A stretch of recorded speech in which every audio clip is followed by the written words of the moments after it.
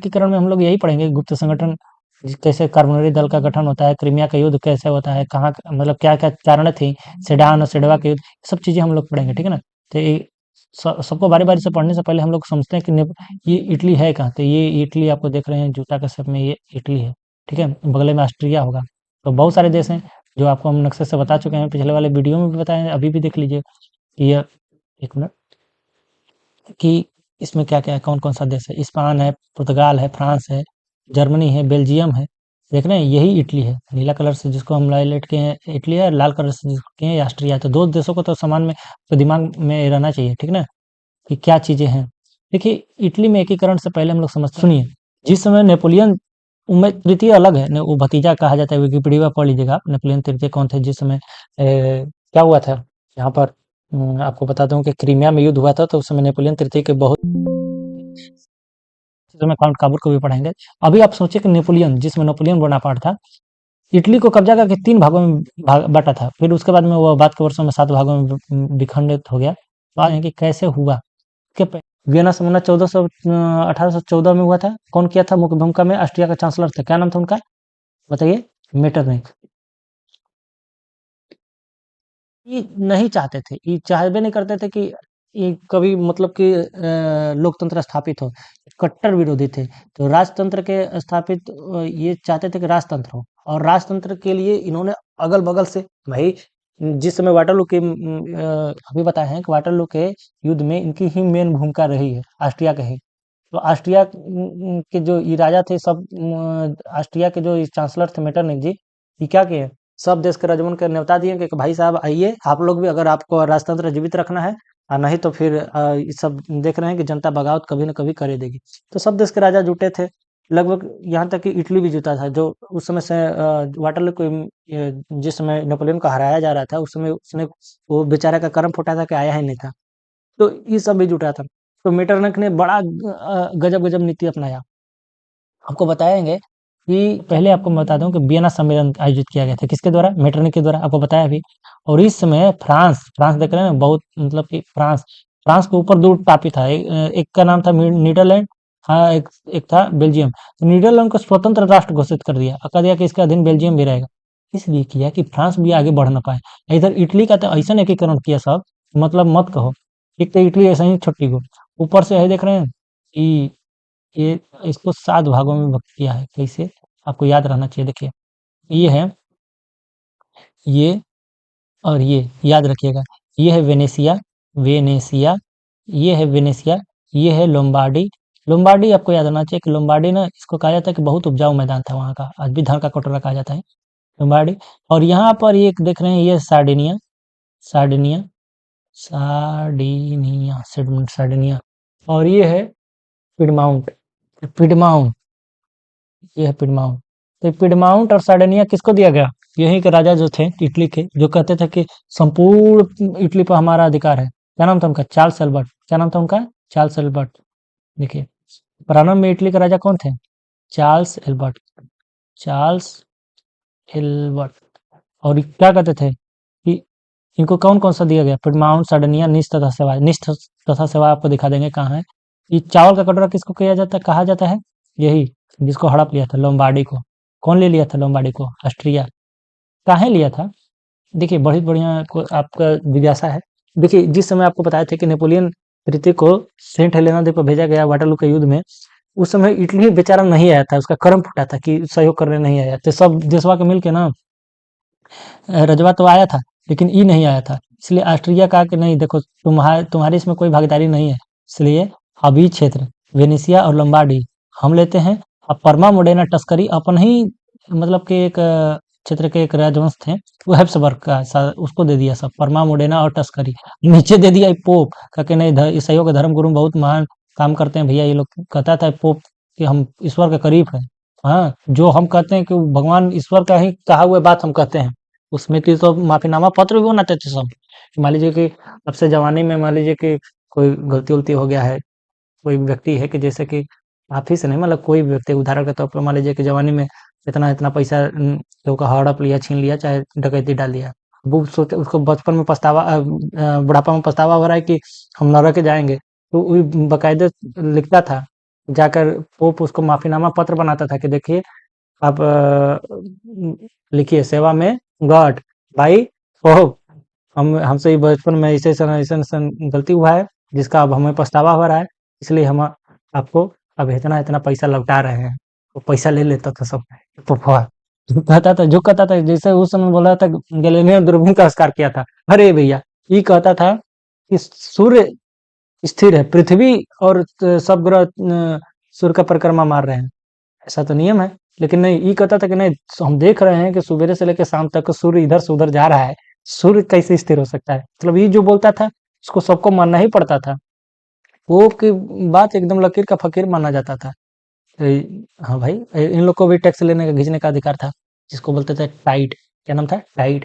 तो चलिए अभी हम आपको दिखा रहे थे नीस तथा सेवा थी, ये नीस और सेवा है यहाँ पर। इटली के राजवंश इसी पर थे, कौन कौन थे? एक तो सार्डिनिया हो गया, एक तो पिडमाउंट।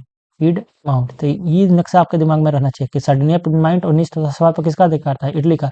अब बाकी इधर नीचे बोर्बो वंश को दे दिया, सिसिली तथा नेपल्स। सिसिली तथा नेपल्स किसको दिया? बोर्बो वंश को।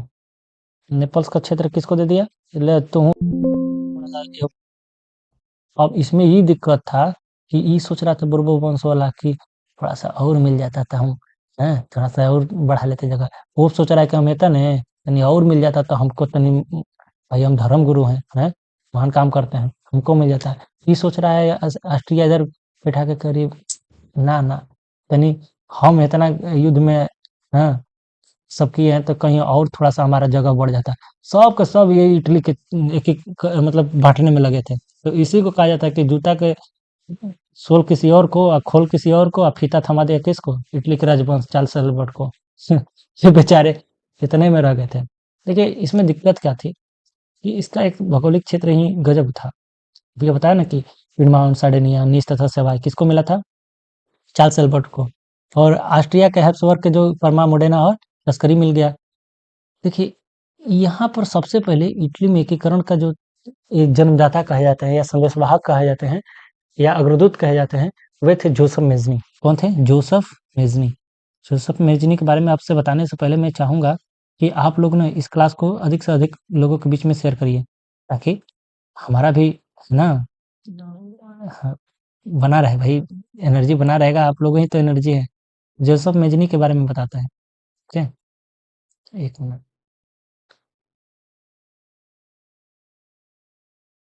उम, जोसेफ मेज़नी, चलिए यहाँ लिखते हैं, जोसेफ मेज़नी। देखिए जोसेफ मेज़नी थे ना कट्टर एकदम गणतंत्र के समर्थक थे, गणतंत्र के समर्थक। हाँ, ये नहीं चाहते थे कि कोई राजतंत्र हो, मतलब राजा का बेटा ही राजा ना बने। इनके दिमाग में था कि लोगों के द्वारा जनता का जनमत हो और वहाँ से एक राष्ट्राध्यक्ष का चुनाव हो। तो कोई भी राजा काहे चाहेगा कि ऐसा कोई हमारे में, मतलब हमारे देश में ऐसा कोई बवाल हो, है कि नहीं? तो चार्ल्स अल्बर्ट भी इनको कहाँ से फूटे आँखें नहीं सौंपते थे। तो यही दिक्कत था। और जोसेफ मेज़नी को कहा जाता है कि भैया देखो, इन्होंने कहा था कि ईश्वर के मर्जी के अनुसार राष्ट्र ही युवाओं का क्या है? स्वतंत्र इकाई है। इनका जन्म हुआ था 22 जून 1805। कहाँ हुआ था? जेनेवा में। जेनेवा ये है इटली में। एक होता है जेनेवा, वो है स्विट्जरलैंड, ठीक है, याद रखना। देखिए इटली में इनका जन्म हुआ था और इन्हीं से एक क्रांति को भी जोड़ कर देखा जाता है, उसका नाम है लिंगुरिया क्रांति। लिंगुरिया क्रांति। देखिए आप हमारी राइटिंग से आप थोड़ा अचंभित ना हो, आपको सारा पीडीएफ मिल जाएगा हमारे नीचे, टेलीग्राम चैनल का लिंक मैं डाल दिया हूँ डिस्क्रिप्शन में, वहां से आप जाकर डाउनलोड कर लेना, ठीक है। देखिए बस आप समझोगे तो समझ में आएगा। ये तो गणतंत्र के समर्थक थे जोसेफ मेजरी। और यहाँ तक राजा सोचता था चार्ल्स सलवट के ऐसा कोई व्यक्ति ना आए कि भैया दोनों क्षेत्र है हमारा दोनों गड़बड़ा जाए। चार्ल्स सलवट चाहबे नहीं करता था कि इनको। तो बेचारे लेकिन बहुत मेहनत किए हैं जोसेफ मेजरी। क्या किए हैं? क्योंकि इनके मन ये आदर्शवादी विचार के थे। कैसे थे? आदर्शवादी होता है, एक होता है व्यवहारवादी, जो प्रैक्टिकली सोचता है, वो व्यवहारवादी होता है, व्यवहारवादी। और इनके में था ना आदर्शवादी। इस सामने से मतलब नहीं होता कि जैसे गांव में देखे होंगे कई बार कि कुछ लोगों में झगड़ा होता है आपसे, जिससे में कोई खेत खलिहान को लेकर झगड़ा हो गया है। अब वहां देख रहा है कि वहां पर 200 120 लोग खड़े हैं, 100 200 लोग खड़े हैं, और बेचारा अकेले चल गया, है ना? कैसे हमारी जमीन तुम हड़प लिए, कैसे हमारी जमीन पर तुम घर बना रहे हो? अब ये नहीं सोचेगा कि 120 लोग हैं। अब वहां से बेचारा वो क्या करके आएगा, टंगाइए के ना आएगा। तो ये दिक्कत है इनके अंदर। ये आदर्शवाद गुण ज्यादा था, सीधा सीधा जवाब देना जानते थे, और सीधा सीधा जवाब देने में दिक्कत होता है, समझ में करते हैं आप। तो इन्होंने कुछ गुप्त संगठन भी बनाया था, उसका नाम है गुप्त संगठन। अभी बताए थे ना, कार्बोनरी, क्या नाम था? कार्बोनरी, कार्बोनरी, ठीक है। तो ये सामने से आकर वार नहीं करता था। अब ऐसे गए, 200 250 लोगों के साथ गए, छापामारी युद्ध किया, मारा पीटा, उनमें से 150 लोग मारे गए, फिर से वापस टंगा कर चले आए। तो ये काम थोड़ा सा मेजनी जी करते थे, लेकिन क्या करे बेचारे, बहुत मेहनत किए। 1830 में भी इन्होंने ये क्या किया था, एक एक ये 1831 में, सॉरी 1831 में यंग इटली नाम का एक संस्था बनाए थे। कहते थे इनको युवाओं का नेता कहा जाता है। यंग मतलब क्या होता है, जवान। तो ये इटली, यंग इटली, सोचे कि इटली के लोग हमारी सहायता करेंगे, करते भी थे, लेकिन क्या किया जाए, व्यवहारवादी गुण तो इनके में कम था। तो जाते थे के साथ, 500 लोगों के साथ, फिर टंगा कर चले हैं। दिक्कत यही थी। फिर उसके बाद उन्होंने कहा कि नहीं, अब ऐसे काम नहीं चलेगा। ये 1833 में यंग यूरोप बनाए, क्योंकि ये सब गुप्त संगठन है बेटा। यंग यूरोप, अब यंग यूरोप, पूरा यूरोप के लोग हमारे साथ दो, जो ऐसा चाहता है कि नहीं, प्रजातांत्रिक सरकार न होना चाहिए। तो ये इनको फिर कुछ लोग सहयोग करते, कुछ लोग सहयोग नहीं करते थे, कुछ लोग करते थे, करते करते जो भी जाता था इनके साथ वही हाल होकर चला जाता था। तो भाई उधर 3 3 हैप्सबर्ग का शासन है, ऑस्ट्रिया का बैठल अलग है, खुद इनको देखना नहीं है, चाहता है चार्ल्स हर्बर्ट। बेचारे सोचे कि यार हम जिसके लिए हम कर रहे हैं, अपने इटली के लिए, वहाँ का राजा ही खुद हमको नहीं देखना चाहता है। अंतिम रूप से ये भी छोड़कर कहाँ चले गए? इंग्लैंड, सब इंग्लैंड ही जाता था। तो यही बात था। हाँ, तो ये नहीं, दक्षिण अमेरिका भाग गए, इंग्लैंड नहीं गए, दक्षिण अमेरिका गए, सॉरी। तो ये चीजें थी। देखिए, आपको एक कहानी बताने जा रहे थे, लेकिन उससे पहले ये वीडियो भी बहुत लंबी हो रही है, तो समझाना भी थोड़ा सा वो है। तो देखते हैं कुछ। देखिए, दो भाई हैं, है ना? दोनों हो चुके हैं अनाथ, क्योंकि उनकी माँ बाप का ना बचपन में देहांत हो चुका है। इस कहानी से आपको मतलब अच्छे से समझ में आएगा, तो जो आपको समझ में, आप कनेक्ट कर पाओगे। दो भाई हैं, देखिए दो भाई हैं। तो एक बात है ना कि इनका जो हो गया, कोई बात नहीं। दो भाई हैं, तो जैसे ना कि इनकी माँ का देहांत हो गया है बचपन में, तो माँ बाप का देहांत हो गया, अनाथ हो गए हैं। लेकिन इनका जो गोतिया है, सब इनका जगह जमीन सब हड़प के बैठ गया है। अब गोतिया हड़प के बैठ गया है, तो बेचारा जब बड़े हुए, जवान हुए, को पता चला कि यार ये खेत का तो रसीद हमारे पास है, आज जोत कोई और रहा है ना? बड़ा दुख हुआ इनके अंदर, बड़ा दुख हुआ। बेचारे सोच रहे हैं कि खेत हमारी, फसल किसी और का हो गया है, वही वाला हाल है। तो कहें कि यार कैसे बदला लिया जाए, कैसे क्या किया जाए? गए, ये बड़े भाई जो थे आदर्शवादी, ये इनके अंदर बहुत आदर्शवादी वाला गुण था, वही मेदिनी साहब वाला। देख रहे हैं कि यहाँ पर आदमी खड़ा है 70 75 को, तब वो कैसे हमारी जमीन हड़प लिए, कैसे क्या कर दिए, सीधे गए और वहां से फिर, हाँ हाँ, वही जो हाल हुआ, रंगा उंगा के चले गए। दूसरे दूसरा जो था वो, उसका अंदर वो प्रैक्टिकली वो सोचता था, नहीं, बदला तो लेंगे और खेत भी लेंगे, लेकिन इसके अंदर व्यवहारवादी गुण के था। ये सोचता था कि नहीं, इसको एक समय के बाद ही लेंगे, एक समय आने दीजिए, वो सही सही सही समय पर लोहा जब गर्म होगा तभी वार करेंगे। तो झगड़ा करने से ऐसे कोई फायदा नहीं है, तो सीधा वार नहीं करेगा, तो समय के बाद करेगा, एक समय आने दीजिए। समय का इंतजार कर रहा था। तभी क्या हुआ कि अचानक गांव में बड़े लोगों के घर शादी था, और शादी में बिना निमंत्रण के वहीं पहुंच गया। देखिए यही है, मान लीजिए। और बिना निमंत्रण के पहुंच गया, खाने के लिए नहीं रे भैया, चढ़ाने के लिए पहुंचा है। भोजन आयोजन हुआ, मतलब कई लोग, कई हजारों की भीड़ थी। रात 12 बजे तक डटा रहा बेचारा, कुछ भीड़ कम हुई, 2 बज गया तब वो डटा रहा, भोर हो गया, 4 बज गया है, सब लोग जा चुके हैं, सब लोग सोने को व्यवस्था में है, तब वो बेचारा एकदम सेवा कर रहा है कि नहीं, एकदम तत्परता से लगा हुआ है। तो वहां का जो मेन जो मालिक था, उसके नजर में आया कि आखिर लड़का है कौन, इतना मन से, कितना मतलब अपना जैसा एकदम इसके अंदर भावना है, कौन है? तो पूछता है बुला करके, भाई वो तुम कौन हो? बोला कि अरे चाचा हम वहाँ के हैं, और हमारे ही से बात है, हमारी माँ बाप का बचपन में देहांत हो गया है, और कोई बात नहीं। और हम आप अरे आप भी हमारे चाचा समान है, वो हमारी बहन समान है। ये जो शादी हो रहा है, बहन ही है तो है।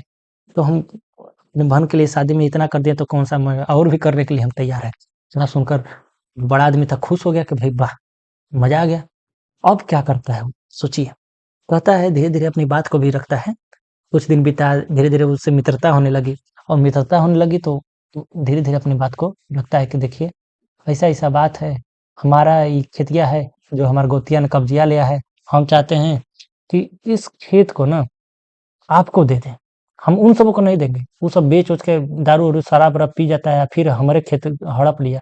बताइए, हम उन लोग को तो एक धूल का माटी तक नहीं देंगे। हाँ, आपको दे देंगे। हमें से 8 बीघा हम सोचेंगे आप ही को ले लीजिए। लेकिन देखिए, थोड़ा हमारा सहयोग कर दीजिए। तो भाई बड़ा आदमी है, तो उसको अपना फ़ायदा भी दिख रहा है कि हमको खेत मिलेगा, तो काहे ना सहयोग कर देगा, कोई कर देगा। अब इन दोनों में क्या हो गई है? मित्रता। इन दोनों में हो गई है मित्रता। कहा कि चलो भाई, अब ठीक है, जब तुम कहोगे तब हम अपना सेना भेजने के लिए तैयार हैं। वस्ट वही वाला ये काम किया। कौन? ये थे यहाँ 1848 में क्या बनते हैं? राजा बनते हैं। 1848 की मैं बात बता रहा हूँ। 1848 में विक्टोरियन नमूल क्या बनते हैं? राजा। और अपना प्रधानमंत्री किसको बनाते हैं? विक्टोरियन विक्टर, एक मिनट बेटा, पेन ना थोड़ा क्रैश कर जा रहा, तो विक्टर इनेमुअल, इनेमुअल क्या बनते हैं? इटली का राजा बनते हैं। इटली। और ये अपना प्रधानमंत्री किसको बनाता है? वो बनाता है, बताओ। ये अपना प्रधानमंत्री बनाते हैं काउंट काबूर को। तो यही जो छोटा वाला बच्चा आपको दिखा रहे थे, काउंट काबूर, यही था। बहुत बड़का कूटनीतिज्ञ था काउंट काबूर। काउंट काबूर। ना होता है, कई बार देखे होगे कि नेतवा होता है ना, तो आप चमचा रखा रहता है कि देखो हम जो भी करेंगे ना, जैसे भी करवाएंगे तो हम नहीं करेंगे, तुमसे करवा देंगे, नहीं तो जनता भड़क न जाएगी। कोई को मारवाना वरवाना मरवा उरवा देगा, बाद में कहेगा "दे, काहे लिए करवा दिए, ये हमारा अपन आदमी थे बताओ", तो डांट उट के भगा देता है। तो होता है अंदर से अपने ललकाता है। तो ऐसे ही काउंट काबूर को इन्होंने प्रधानमंत्री नियुक्त कर दिया। कौन? राजा जो चार्ल्स सलवट थे, क्योंकि चार्ल्स सलवट अगर मान लो करते तो पता चलता कि वो छीना जाता है, जो ना उनका क्षेत्र था। है ना? सडनिया अपॉइंटमेंट दोनों छिन जाता। वो सोच रहे थे कि नहीं, अब हम अपना एक प्रतिनिधि रखते हैं छोटा-सा, मतलब गुप्त रूप से, और यही हमारा काम करेगा। तो यही कांट कापूर ने उनका मतलब बहुत कूटनीतिज्ञ थे। ये कैसे करते हैं, इसको समझते हैं, ठीक है? कांट कापूर क्या करता है, सुनिए। इसी समय आपको पता है, देखिए क्रीमिया का युद्ध छिड़ जाता है 1853 से 1857 के बीच। तो 1853 और 1857 के बीच क्या होता है, कैसे होता है, काउंट कापूर क्या कैसे सहायता करते हैं, इसको समझने के लिए अब ये वीडियो बहुत लंबी हो गई है। तो अब आगे वाले वीडियो में जस्ट इसके बाद अपलोड करेंगे, ठीक है? तो आप कहीं मत जाइएगा। और मिलेंगे जल्द, कहते हैं ना कि कभी अलविदा ना कहना। तो दोस्तों, हम आपसे हमेशा जुड़े हुए हैं, चाहे किसी भी तरीके से। बस आपको आपको थोड़ा-सा सपोर्ट की ज़रूरत है। आप हमें सपोर्ट करिए, हम आपको करेंगे। क्योंकि हम कहते हैं ना कि एक सिक्के के हम लोग 2 पहलू हैं। जब आप लोग नहीं करेंगे तो हम भी कैसे आपको कैसे समय निकाल पाएँगे? हमारे पास भी बहुत कम समय बचा है, कुछ हमें भी तैयारियाँ करनी पड़ती है। और मैं चाहता हूँ कि हर प्रतिदिन आपको एक डेली वीडियो दिया करूँ, कि ताकि आपको आपके ज्ञान, अब जो बच्चा नहीं पढ़ा होगा ना, ओकर दिमाग से ना वो को पाएगा। तो देखिए कितना मज़ा आएगा, आगे पढ़ेंगे गैरिबाल्डी का योगदान, जिसको लाला लाजपत राय ने भी कहा था कि इन इनकी बड़ाई की थी। यही है, ये है मजनी जी, और ये है काउंट कपूर। ये है मेजनी, जोसेफ मेजनी, और ये है काउंट काबूर, ठीक है? ये मजनी जी हैं। बोलते थे ना, क्या बोलते थे बेटा? कि ईश्वर की मर्जी के अनुसार राष्ट्र ही मनुष्यों के प्रकृति की इकाई है। इसी बात के साथ हम लोग इसको विराम देते हैं। ईश्वर की मर्जी के अनुसार राष्ट्र ही मनुष्यों की प्रकृति कैसा है, मनुष्यों की प्राकृतिक इकाई है। क्या है? धन्यवाद। ठीक है।